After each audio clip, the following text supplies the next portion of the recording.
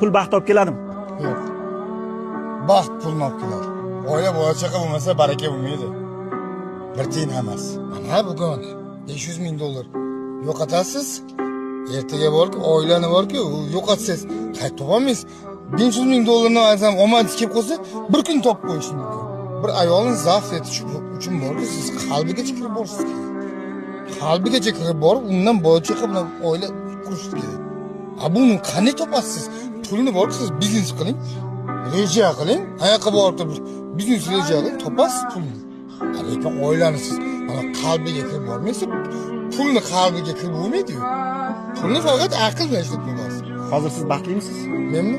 Inshaalloh baxtliman. Oilangiz bor, Oilam bor, pulingiz bor, pulim bor. o'ziga yetadi.